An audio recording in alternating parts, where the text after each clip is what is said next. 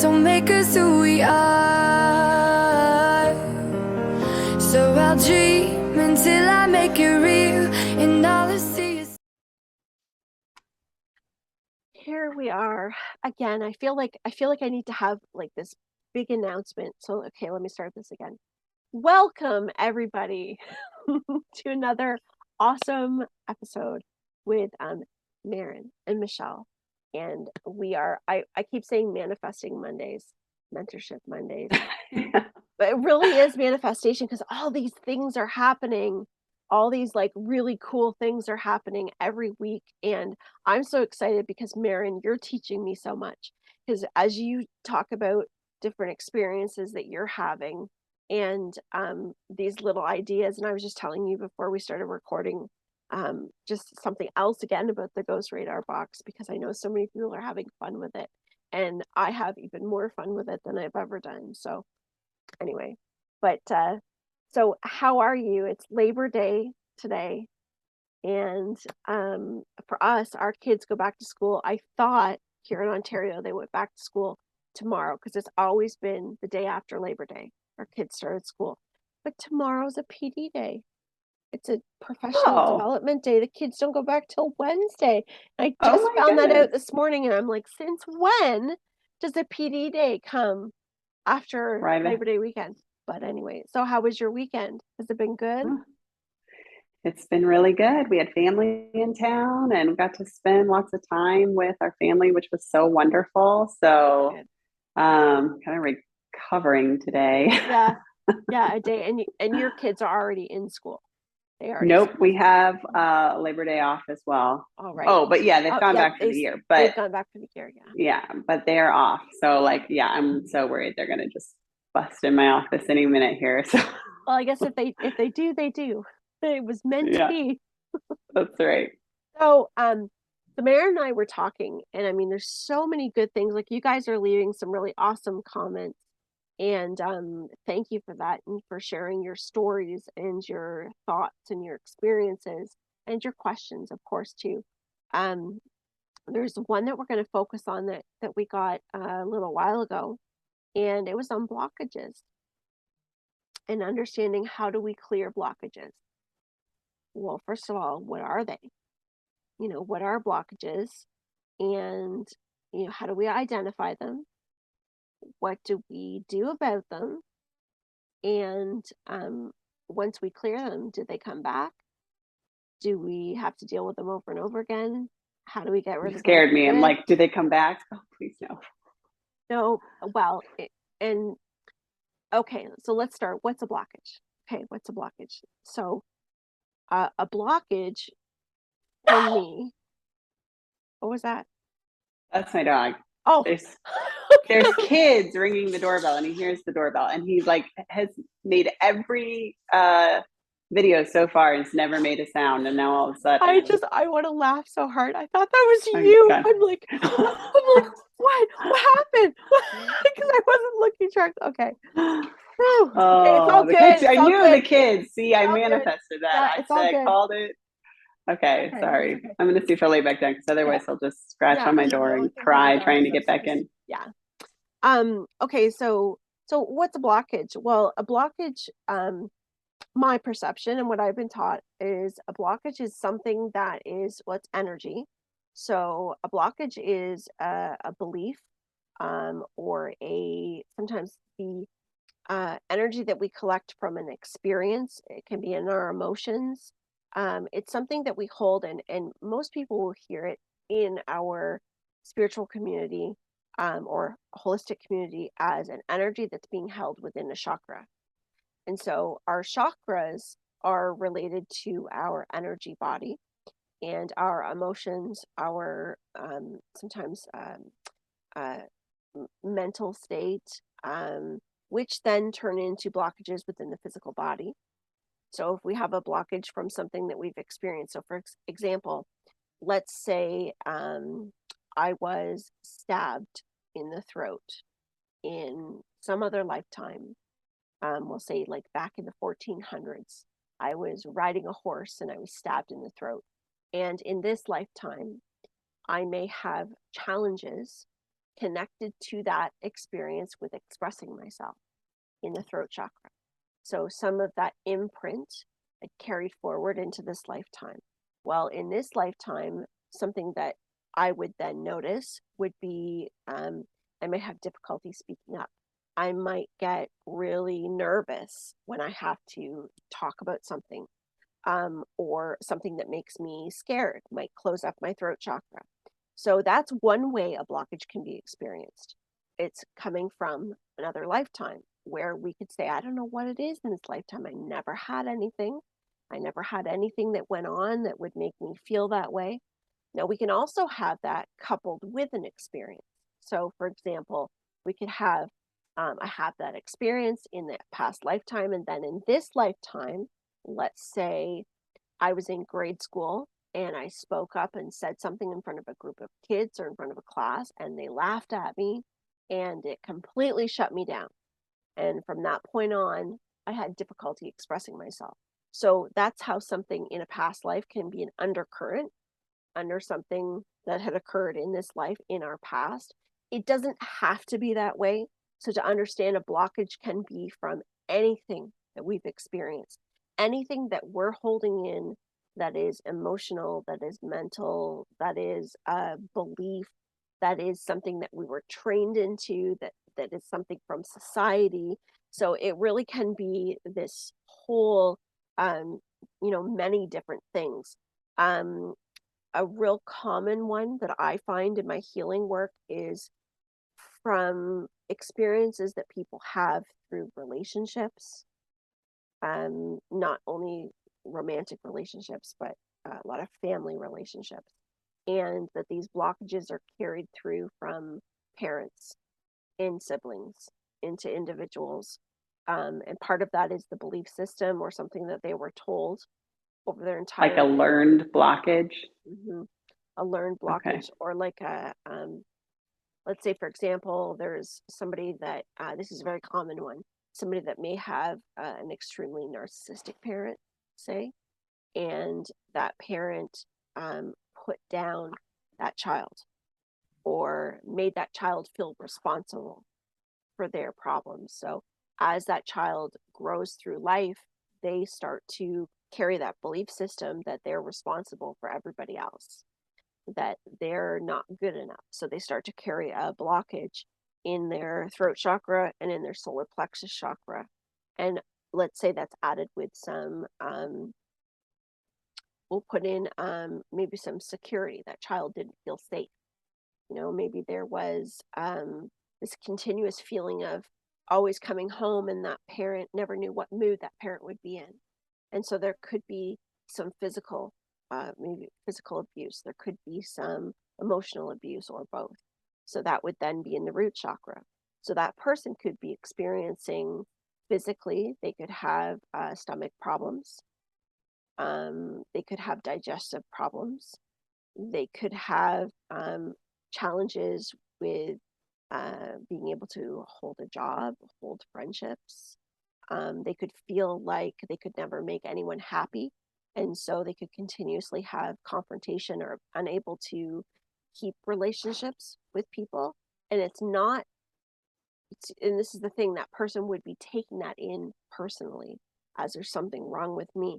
Well, where the adversity is that they were trained to believe something about themselves, whether it was conscious or unconsciously trained to that person. They were trained to believe something about themselves that is not true, and therefore is not aligned with their system, is not aligned with the true being of who they are. And so what happens is that then creates, we'll say, like a heavier energy. So the way it looks to me is a chakra that is clear and healthy looks bright and spins, or is bright and open. And so when I see one that's carrying a blockage from something, it's like seeing dust, like looks like on Charlie Brown Pigpen, Yeah. right? And it's all that that's how it looks to me. It's chaotic looking. And so sometimes it'll be just a little bit in a corner of a chakra, and it's like that because maybe there's something that's kind of subconscious and quiet and not out in the front. And then there's some other experiences that are very obvious and very out in the front. So the other thing is too, is when we're working through blockages, there are some things that are able to be cleared and shifted immediately because they maybe are not as stationary. Maybe they've not, it might be something that once we have understanding of it, or once we put attention to it, it's able to be shifted and moved. And just so everybody knows, connecting with a healer, connecting with somebody to help you do this is not necessary. You don't have to do that. You can do these things yourself. Part of the benefit of having a healer, having somebody that's knowledgeable with it to connect to, is to help guide you through it. And the whole idea about all of this, about mediumship, about healing and all of that, is to give you the tools. It's like everyone passing on to each other to give tools so that you can do this for yourself. So you don't need to go to somebody else. You can collaborate with somebody, complement with somebody to grow, but you don't need to depend on anybody, because this is teaching each one of us to be independent and responsible of our own emotions, of our own body, of our own healing, and trusting our own intuition above and beyond what has been taught to us on the outside, because not everything on the outside is as it really is. And there's many things that are not true. So that's where blockages kind of. Well, yeah, that made me think there's got to be like layers of awareness of blockages too, because you tell me about that person. And I think so many people don't realize the, I don't know, I feel like trauma is a really harsh word for that example, but it's real. Yeah. Like they don't realize the traumas and all that happened as a child. Mm-hmm. And so then they don't understand why they are where they are now. Exactly. So it's like, first you have to even understand that you've got an issue with your adult life in some area, and you have to like identify that. Then you have to identify where it came from, which is like another layer, Mm-hmm. like, oh, from, childhood with a parent that was like this, or I didn't feel safe. Mm-hmm. And then you have to figure out how to heal from that. So there's like so many layers to a blockage to remove a blockage. Is that correct? Yes. And it's not one size fits all. So that's perfectly said, because you could have something where someone comes with an issue. So somebody could come to me and say, I don't know why I procrastinate. I don't know why I can't do this, or I can't get to this next step. And so maybe procrastination is not the best example for that, but it's, again, like you just said, I have to be aware that there's something holding me back. I might not know what that is, and that's okay. Because that is a step in itself, is to be able to identify what is the issue. And that's a big one. And that's something that is a big accomplishment for a lot of people. If we can understand that there's something that needs to be worked on and we can accept that, that's a huge amount. Because when a person is not willing to accept that something is creating a blockage, or that we have the responsibility ourselves to identify it, and that if it's something within us, we have to understand that we can't blame somebody else, even if somebody else did something to us. And this is a hard pill to swallow for a lot of people, and that's okay. But we have to get to a point where we're able to say, all of this may have happened to me, but I have to be responsible of what it's doing within me. I am responsible of identifying what it is and doing the work to be able to relieve it. So it has to be that taking the blame off, and not taking the blame ourselves, because this is the other thing. Another layer to it is what's going on and what's the blame and shame we've put on ourselves through that. Yeah. So identifying that, and then the layers of working through it. And that's often not something that can be done in one session or at one sitting. And is it meant to be?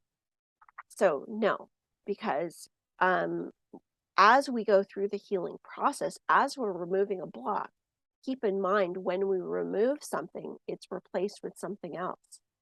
So as you're pulling out these blockages, as you're pulling out And the word blockage is energy. We're pulling out an energetic frequency that has created density within your energy system that has either already started to manifest itself into your physical body, or it will eventually. But it's doing something to you that is creating a blockage. It's creating a wall for you to be able to progress to the next stage, or for you to be able to feel better, to have more energy, whatever that desire may be. And you may not know what that is until you start to remove the blockage. But the point is when that's being removed, you're also having more light put in, because light is the same frequency as information. So as we gather light, as we gather information, we're expanding. And that's the process of expanded consciousness. So your consciousness starts to expand, and you're removing, you're expanding, you're removing, you're expanding. Our energy body will go much quicker and faster and further ahead than our physical body will, because of the densities and the differences. So part of this is also being patient for the process, to not rush ahead and try to create all these results for ourselves that maybe we're not quite ready to take, because removing blockages can be very physical. And again, we're speaking about something generically, but each individual person has their own way of doing this. So one person, I'll use myself as an example. If myself and some of the things that I worked on, I had a really big one with self-confidence, trust in myself, because I had always felt inside that I was, I knew what I knew for myself and I believed it wholeheartedly, but I would not trust giving the information I had or my beliefs to people on the outside of me, because I was very used to them either taking that and running with it, or criticizing me for it, or basically it was like I was protecting sacred information inside of me. So I played this game of pretend, like I was pretending to not be as knowledgeable, or I was pretending to, like, diminishing myself. And it became a habit to the point where I would go along with things that weren't even really me, because it was easier to do that than to come out and say, no, that's not right. And that's not right for me. That's not what I know and I feel. But I never had the evidence. And this is part of something I know a lot of people feel, is that knowing inside and not really knowing where all of that comes from, or why do I know that? And so that's a process. So that's a layer. And that's something that came off for me in layers. And now, does that expose itself to me now? Yes, it does. So would I call this a healed thing? Yes, I still consider it healed, because it no longer blocks me from being able to get my things done. It no longer stands in my way for me to get to where I want to be. But does it ever expose itself? Yes. So sometimes it can be something where I can use my own tools to say, okay, I might have to slow something down. I might have to say to somebody, I need a minute to think about this, or I'm going to have to get back to you on this. Or if it's something within a conversation that I'm having, sometimes it'll be keeping myself quiet to hear all of what somebody else has to say before I respond. And that has taken practice to work through those things, so that no longer am I coming from an inauthentic place. Because my number one goal is to be authentic to myself. But does that mean I have to do it on a specific timeline in a certain way? Because that could be different at all times. So it doesn't come up in the same ways that it used to. And it doesn't come up like a painful lesson for me anymore. It comes up more like an opportunity. And I find that each time I have an opportunity like this, there's always some sort of gift that comes out of it. And when I mean that, it's when I work through something with somebody, sometimes it can just be this quick, like explaining something, like there could be like a misunderstanding, instead of just kind of letting somebody have their own way. It could be, taking an opportunity to say something to somebody in a loving, kind way that I know that they may not want to hear, but being willing to be able to share it because they are willing to have the conversation with me, if this makes sense. Those are the types of things in my personal life that I always had trouble with. So now I'm able to say it and let go of what their reaction is to it, because I know that if something has come up, it's coming up because it needs to be said. And I'm doing a disservice to myself and to somebody else by not being honest in that moment. Now, that being said, I also don't go around spitting all kinds of things out all over the place, because that doesn't help anybody. But I mean, in situations where it actually comes up to, for that purpose of speaking it. So these are types of things that people may not realize can create blockages, like these little things in our relationships, our conversations, but they're like these little things that we feel inside. So when you feel something and you want to know right now, where's the blockage for me? So what do I do? All you have to do is spend a day observing yourself and watch where you retract around people. Where do I hold back? Where do I retract? Where do I keep quiet? And don't judge it. Look at it more as I'm understanding, because remember, there's going to be lots of things that we don't say and that we hold back, and but you want to investigate why. Like, why is this behavior stopping me from my greatness? Is this holding me back from doing something that I really want to do? So you want to look at those things. And what happens is, when you start to investigate, more information reveals itself. And the universe is a beautiful thing. And the way that we mirror with all energy, because we're all connected, is when we start to work on something, we'll notice how life is our teacher, and circumstances will continue to meet us that give us opportunities to work through it.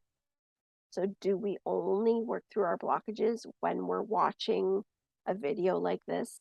Or do we only work on our blockages when we're with a healer or a medium?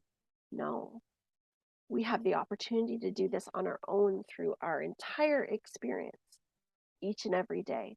Because the people that are in your life, whether you enjoy them being in your life or not, because I know there's a lot of people that have a very hard time with their immediate family or in relationships, and they say, I would never choose to be part of this family.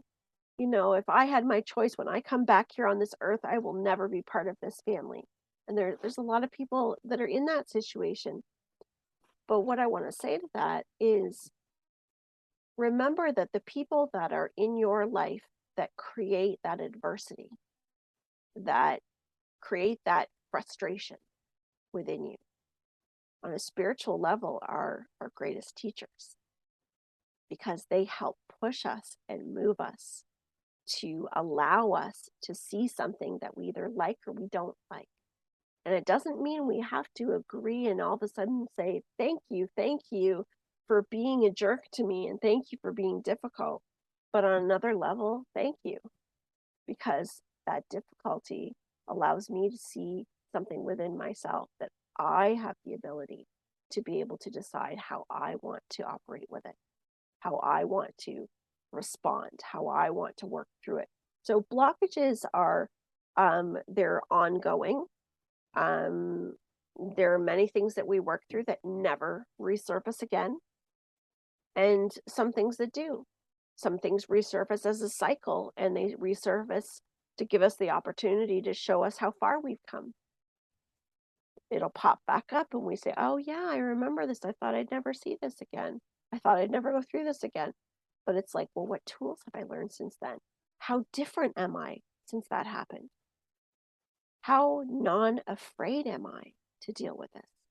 And what comes in with the work with blockages is also surrender. Working with surrender and being able to surrender to a specific outcome, allowing a situation to be as it is and allowing it to unfold without being attached to the outcome. Because whatever is coming up in your life that's creating reaction to you is something that is also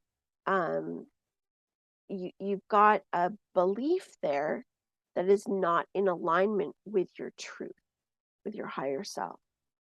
So even the fear of death, even the fear of death, and that is something that I say so cautiously in some ways, because that is one of the most challenging pieces to getting to this space of, I would say, a healthy relationship with the transition of physical to non-physical. Because the reason why I pushed away my own abilities was out of fear. That was the real foundation. I was afraid of losing people I loved. I was afraid of never existing again. I was afraid of death. I was afraid of everything about death. And from a small child, I would only allow myself to go so far, but yet I was so intrigued at the same time that I couldn't stay away from it. So it was this consistent push and pull, and facing my own mortality and facing death in the face was something that was not comfortable, was not easy, but it also helped me look at so many things. And when I say death, death is attachment to our way of living, to material, to the attachment to, say, uh, a label of ourselves, right? Being attached to being seen as a certain thing. And that's a big blockage for a lot of people, is I'm identified as this person. I spent my whole life building myself up as this title, as my job, as my career, as a mother, as a, I am an upstanding person in my community. And if anyone found out that I talked to dead people, then they'd think I was off my rocker. But that's a biggie, right? And it's something that comes off in layers. And that is okay. That is okay. It's okay that this is not this is right and this is wrong, or this is good and this is bad. That's not this at all. This is accepting where it is. Just saying, yeah, that's where things are right now. That's where my belief system is. That's why I understand why I'm here, and I'm okay with that. And that in itself, you're going to remove a lot of energy off yourself that you don't need, because you can take that weight off your shoulders. Because no longer do you need to walk around and hang this heaviness over yourself that says, I shouldn't feel this way. It's wrong to feel this way, because it's a process. It's all a process. And this part of our life, and I'll say it again, there's only life. There's only life. There's non-physical, there's physical, but there's only life. So we're experiencing a physical part of life. And will we grow? Well, from what all spirits tell me, yes, we do. We continue to grow past physical life. And so don't spend your time worrying about where you're at right now and where you need to be. And don't do yourself the disservice of comparing to somebody else.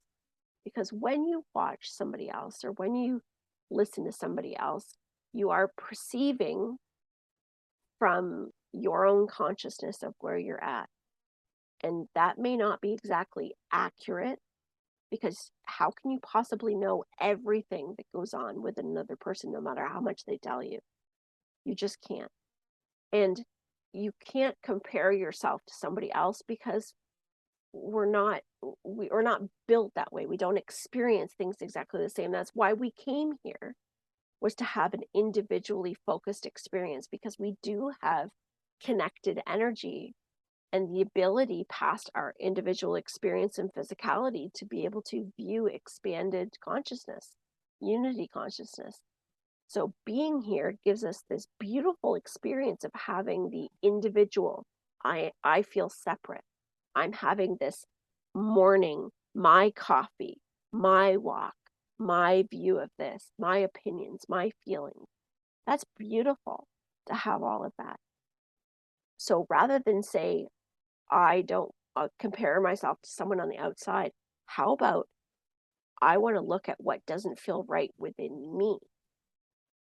So what is it within me that feels that out of alignment? Not what is it about me that's not like them? What is it within me that doesn't feel right? Because you can only compare yourself to the past versions of yourself, not other people.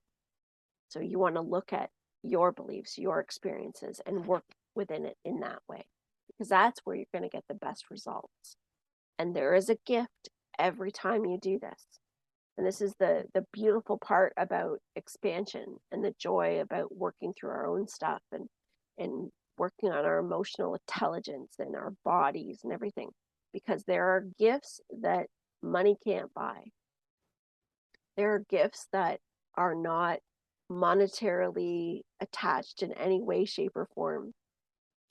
And they're the gifts of satisfaction.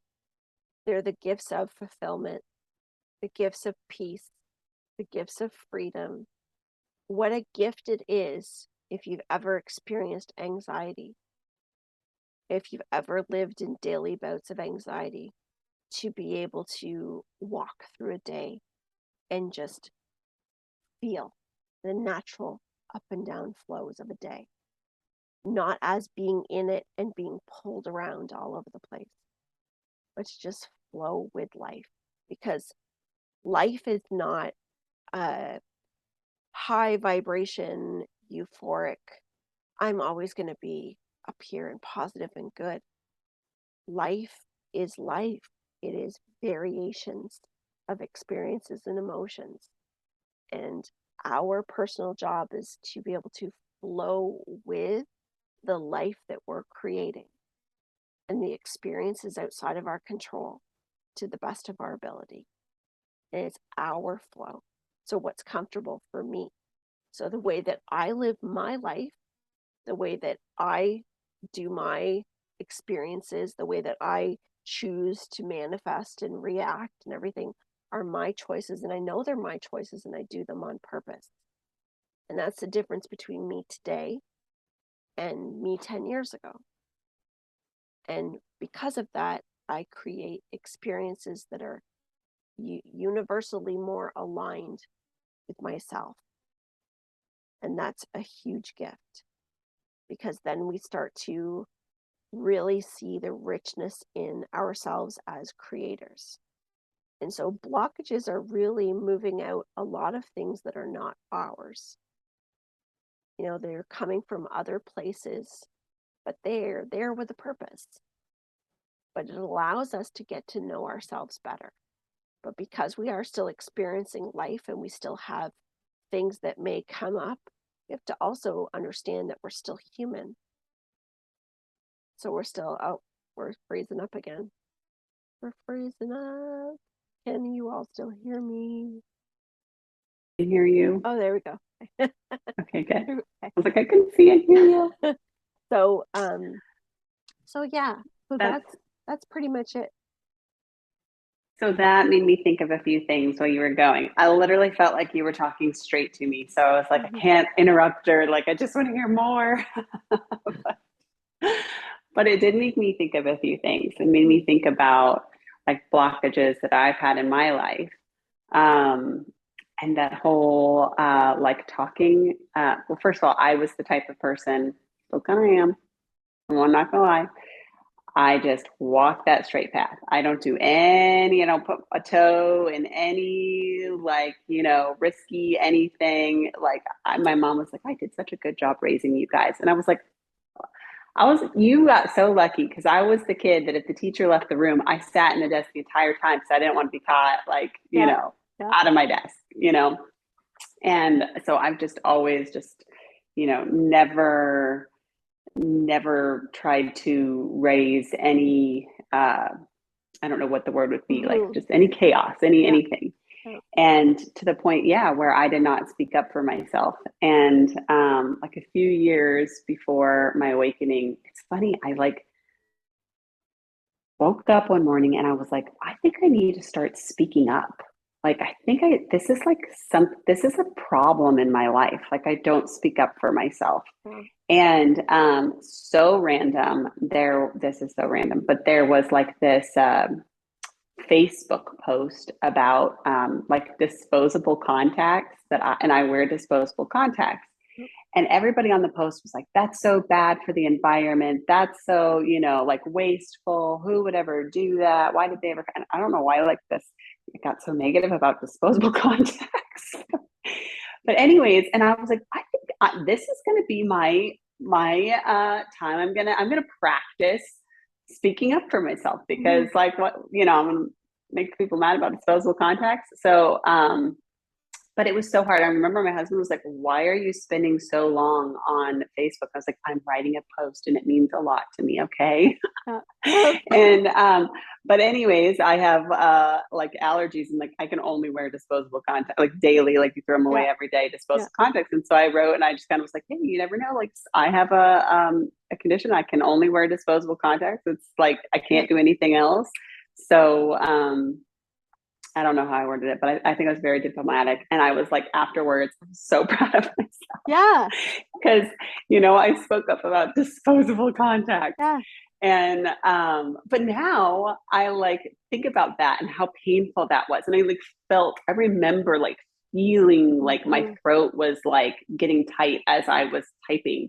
And like when you're saying that, and when you were saying like, and then you can look back at yourself and look how far you've come. And I'm like, oh my gosh, and now look at me. I have a mentorship Mondays with Michelle about mediumship. And I, could barely write a post about disposable contacts before. Exactly. So, that's amazing. That's an amazing story. Seriously. And that's so important too, because there is nothing like, you're laughing saying disposable contacts, but it doesn't matter what the subject matter is.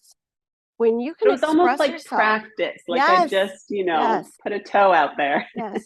And then it really does help. And I do feel like, I can say now I do feel like my opinion matters and I want to share it with the world. And, obviously in a positive way. I didn't like, I don't put hate out into the world, but yeah, so like looking back, and when you talk about even like identifying the walls, the blocks, like you made me think about like, what does it feel like to identify a block? And I think about like, there's some language that we use that might help you to identify a block. So I feel like the easiest one is like, you feel like, oh, like I put a wall up between me and this person. Well, that's a block. What is it about that person? And like, so if you're a very visual person, maybe you're like really envisioning a wall, or auditory, and you'd always use, I put a wall up between me and this person. Like that would be a block. Or like I sometimes like, I had the throat chakra thing where I could feel it. Sometimes I like cringe. There were some more that I was thinking of when you were doing it. I was going to write them down, but like there's some words and verbiage that might be able to help you with blocks and identifying blocks and blocks in other people. Yes. And that's another right there. You just brought up. Or like cringing, like, oh, that makes my ear cringe when that person talks to me, or different things like that. So I thought that would, be really helpful to know how to identify blocks that way. Or like me, like it give me knots in my stomach to write my post on contact. Well, I know Eric had one of the original teachings to me is Eric said, your biggest blockage is believing you have a block. Yes. Right? Yeah. And so, and he would always start with that and say, okay, so yeah, there's something, and yeah, you have something to work through that will assist you. But if you continue to say, I have this block, and so if you're always saying, well, I don't know, like I can't hear spirit because I have this block that makes me not hear spirit. So if you're saying that over and over again, what are you expressing to the universe? What are you speaking? So the language that you speak, like our language, our emotions, our beliefs. A belief is something that is repeated over and over and over. So if you're repeating that over and over and over, what are you doing? So that made me think about, I had a block. So this goes to our story last week. I remember I was like listening to different podcasts when I was figuring out about spirituality, and this one woman was being interviewed, and she wrote a book about talking to angels, and she talks to angels, and she said like she remembers the day that the angels came into her house, and like how blown away she was by them. And I was like, man, if only I could be worthy enough to talk to angels, like that would be so cool. So by saying I wish I was worthy enough means like I'm not, I believe that I'm not worthy enough, right?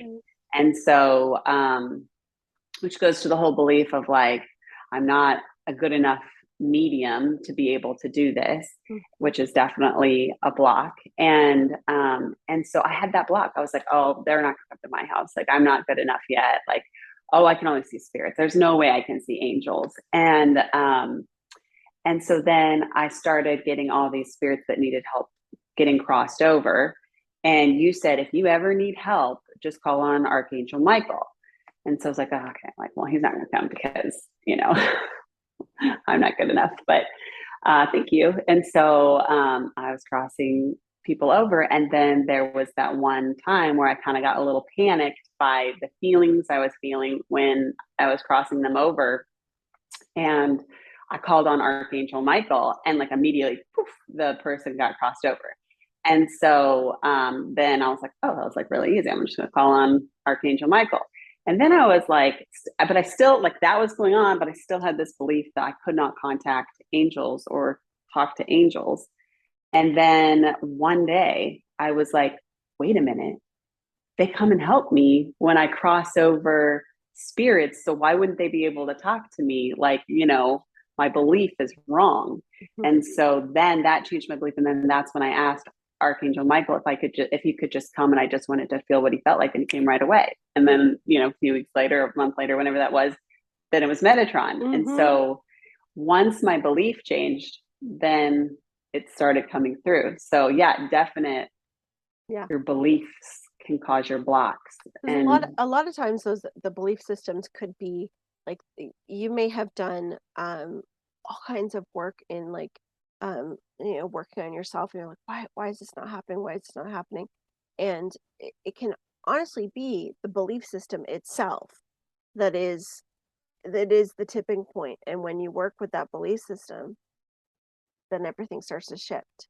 Now, I mean, really, belief system is everything, but there's often, to get to the core of that belief system is when we need to go through layers of understanding it too, right? So it's not always this hard and fast thing, but a lot of times it can be. And for you, like the everything else, like we've talked about before, there's this foundation that you had built on.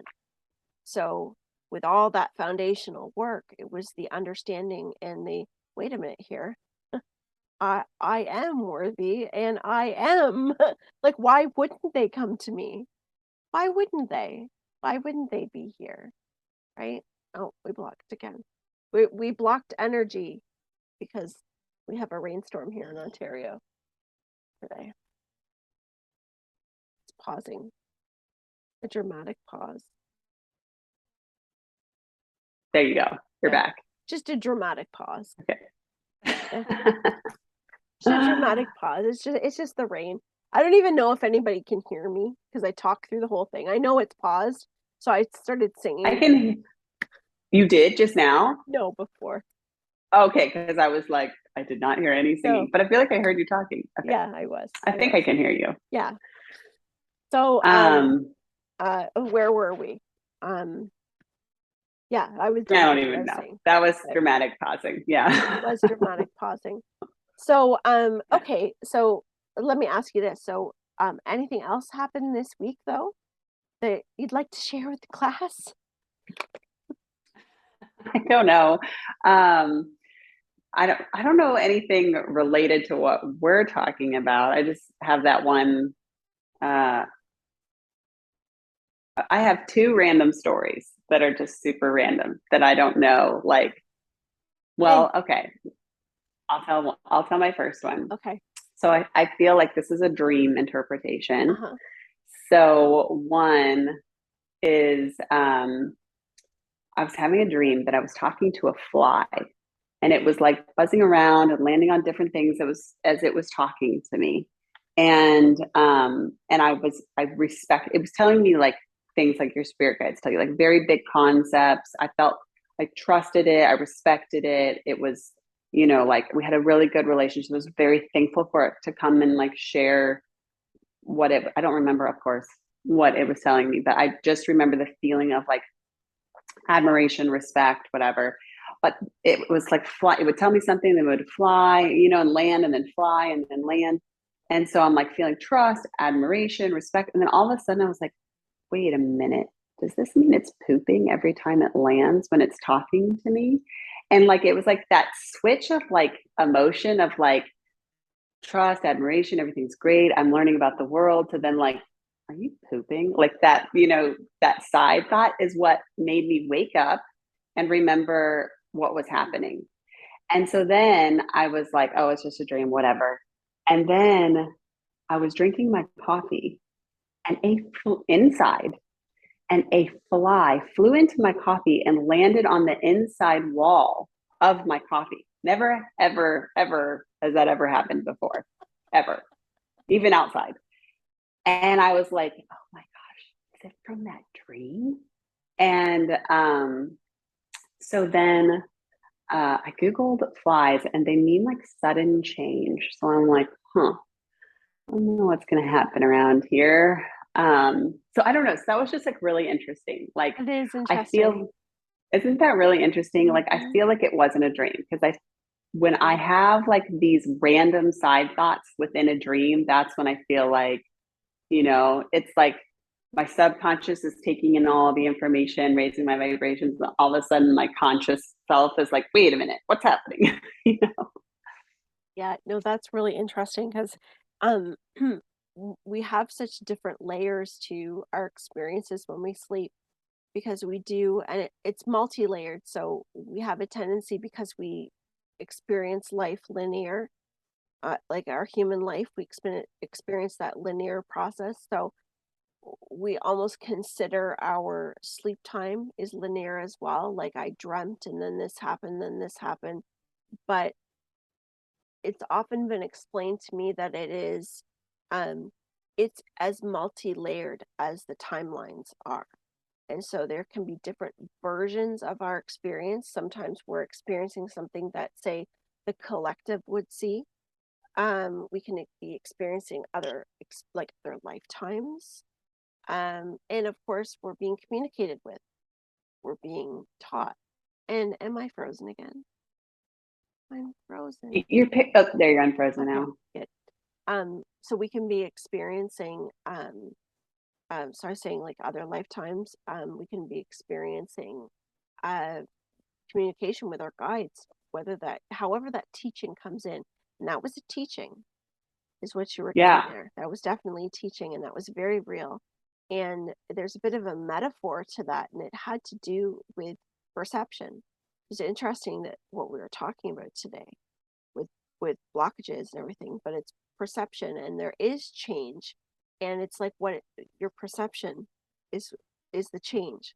It has to do with fear, and it was showing the two polarities. So when you look at the trust, the admiration, and then shit, right? Because the fly was representing something that is often perceived as dirty. Oh, right? Okay. But it's saying that there are things that you may perceive in a way that has always looked this way to you. But there is another way of looking at things. What you see may not be exactly as it is. And so this fly was giving you all this wisdom, and you were getting all these sensations and moving about you, buzzing around. And when that part came in, you're correct, because that is that conscious understanding. That's that belief. That, wait a minute here, you're a fly, and are you shitting on me? Like, am I covered in your poop? And there's some Eric to that. There's some sure. Eric in there. Bless Eric. Anything that comes in with shit is Eric. Because that's funny. Okay. I'll tell you, because Eric has I've got some very interesting stories with Eric and poop. But anyway, so I feel his energy all over that. But that's really interesting. So if there's anything else I can pick up on that. No, that's about it. But the fact that the fly shows up and goes on the inside of your coffee cup, like, Yes. like, what are the chances, yeah, right? no, yeah, It was unbelievable. It was like, I was like, I can't believe it's happening. So yeah. So then it made me like really go, okay, yeah, don't doubt. yeah, That's for real. yeah, yeah. That is so interesting. I know. So, I'm trying to think if there's anything else. What time we're at? 12. No, okay. Um, is there anything else that you wanted to talk about today before we skedaddle along the way? I don't think so. I think that was really good. I don't know if you want me to, like, so when Michelle Sum it up. said, I know. Well, no, but like when Michelle said, hey, I think we should talk about blocks today. And then I was talking about, okay, that's really odd because I just wrote down this book that I really, Mm, the title sounded really good and I mhm, wanted to read it. So I cannot say that I'm recommending this book. I'm saying that I saw this and I feel like there is a spiritual coincidence in the fact that I saw this and this is our topic. But it looked really good. Someone recommended it on Instagram and it's called This Is How You Heal by Brianna Weist, Wiest. And so I don't know, like maybe that would help with, you know, mm. healing some of the blockages too. So I know I'm going to, Yeah, hopefully they have it on audio because that's like the only way. me I've got too. kids. If I pick up a book, I read the same paragraph over and over again because I get interrupted 20,000 times. Yes, So hopefully if it's on audiobook, I'm going to get it. I do. So I do all my reading on listening on an audiobook. yeah. I cannot. I've not been able to. And now I fall asleep when I read. So, despite it's hard for me to have the time uninterrupted as well. But I get through the first paragraph and I am out like a light. I cannot If read. I wait until bedtime, that's the same because it's just so calming and you've Yeah, like, centered your mine's mind any and then time of the I'm out day. too. Any time of the day. Any time of the day.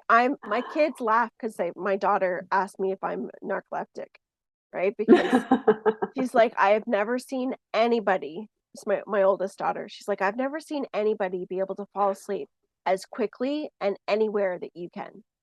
And because I'll finish a session and sometimes I'll be like, okay, I just need to have like 10 minutes of like a quick like little meditation or like a quick little quiet time. And I'll go back here and I'll sit on my couch and I'll just be like out. But then I managed to like snap right out of it quick and carry on. But if it weren't for those little breaks, but maybe I am narcoleptic. I don't know. No, I don't know. I That's doubt really it. funny though. I doubt it. That's But really yeah, funny. I'm the magician of sleep. So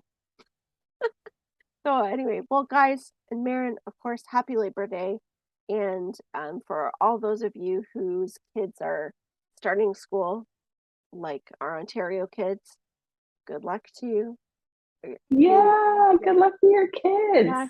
And then for all of our other kids that your kids that are already in school, we're headed now into the fall. So on comes all of the yummy fall stuff. I know. I'm so My favorite excited. time of year. My favorite Yes. time. Yeah.